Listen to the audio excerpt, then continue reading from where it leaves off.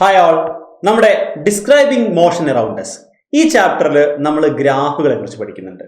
എന്തിനാണ് ഈ ചാപ്റ്റർ നമ്മൾ ഗ്രാഫുകളെ കുറിച്ച് പഠിക്കുന്നത്?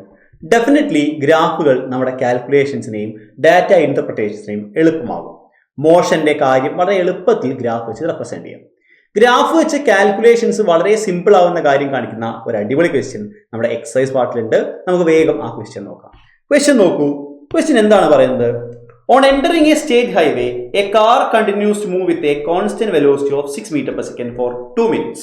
ഒരു കാറ് ഒരു സ്റ്റേറ്റ് ഹൈവേയിൽ കയറി ആദ്യത്തെ 2 മിനിറ്റ് സമയം അല്ലെങ്കിൽ 120 സെക്കൻഡ് സമയം 6 മീറ്റർ പെർ സെക്കൻഡ് എന്ന കോൺസ്റ്റന്റ് വെലോസിറ്റിയിൽ സഞ്ചരിച്ചു.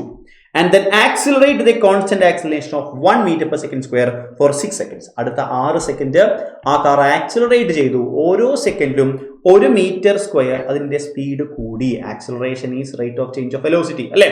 സോ ഓരോ സെക്കൻഡിലും അതിന്റെ സ്പീഡ് 1 മീറ്റർ പെർ സെക്കൻഡ് വെച്ച് കൂടി. അങ്ങനെ 6 സെക്കൻഡിന് കൂടി.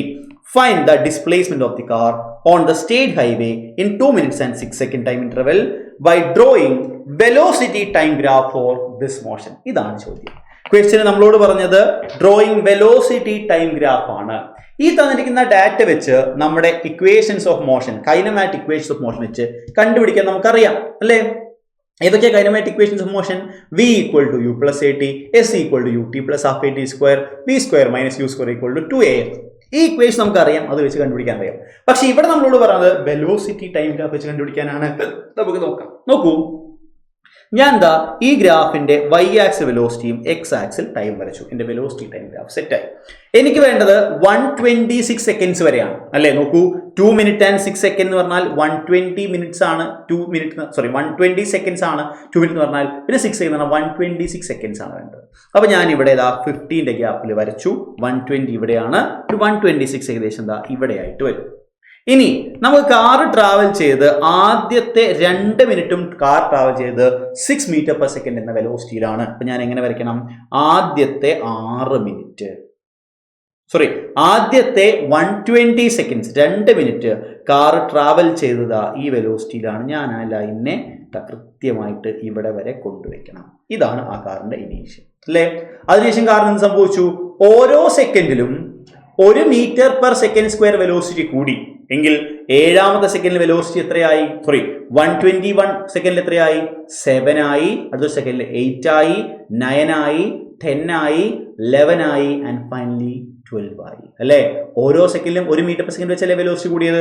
അതായത് ഈ 126ാമത്തെ 126 സെക്കൻഡ് ആയപ്പോഴേക്ക് ആ കാറിന്റെ വെലോസിറ്റി എത്രയായിട്ട് മാറി? 12 മീറ്റർ പെർ സെക്കൻഡ് സ്ക്വയർ ആയി. 12 മീറ്റർ പെർ സെക്കൻഡ് സ്ക്വയർ ആയി. മനസ്സിലായോ കാര്യം? 12 മീറ്റർ പെർ സെക്കൻഡ് സ്ക്വയർ. നമുക്ക് വേണ്ടത് ഈ സമയത്തെ ഡിസ്പ്ലേസ്മെന്റ് ആണ്.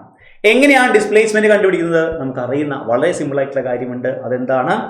Area under velocity time graph equal to displacement. നമ്മൾ കണ്ടുപിടിക്കേണ്ടത് ഈ കാണുന്ന ഏരിയ ആണ്. ഈ കാണുന്ന ഭാഗത്തിന്റെ ഏരിയയാണ് നമ്മൾ കണ്ടുപിടിക്കേണ്ടത്. ഈ ഏരിയ ഇതെങ്ങനെ കണ്ടുപിടിക്കാം?